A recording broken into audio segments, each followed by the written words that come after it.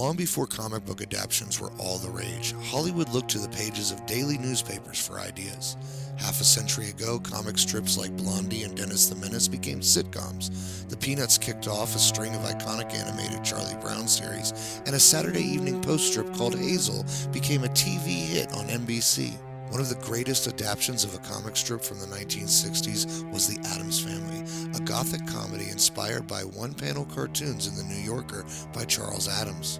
Premiering on small screens in 1964, The Addams Family have never really gone away. Cartoons followed in the 1970s, a Halloween reunion came out later that decade, and a trilogy of films revived the characters for a new generation in the 1990s.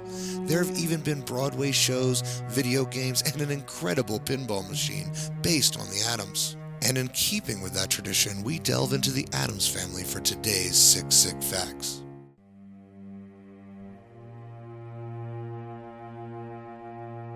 Freelance illustrator Charles Addams began his relationship with The New Yorker on February 6, 1932, when they paid him $7.50 for a cartoon about a window washer. The first cartoon with the Addams-style characters appeared in 1938, one of only about 24 cartoons featuring the macabre clan.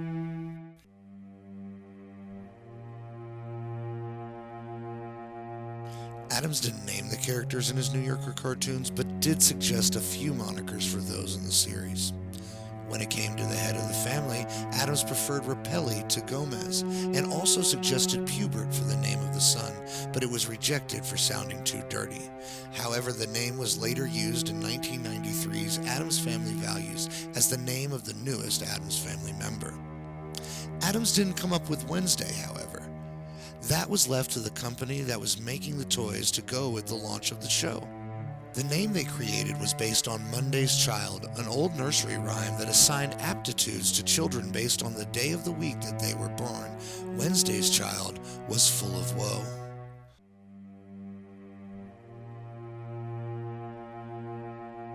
Though John Austen auditioned for the role of the butler, it's no wonder casting directors assigned him to Gomez instead. The actor and the character apparently share a lot of similarities. Once, when asked about it, Austen said, "My brother said that Gomez is the clearest extension of my personality than anything else I've ever done."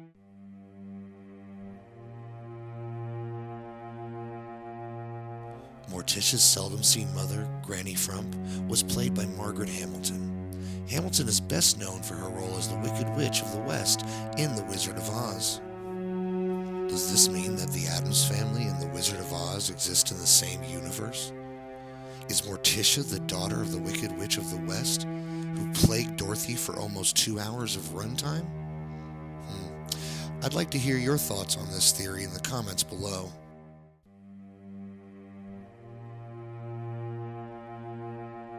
The character of Lurch was meant to be mute, and when the studio started filming, that's how actor Ted Cassidy played the big but lovable butler. But one day the actor ad-libbed the line, "You rang," and Lurch was given a voice.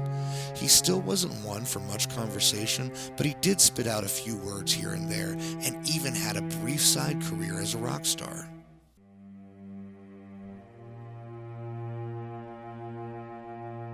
Coogan was the child actor who played the title role in Charlie Chaplin's The Kid.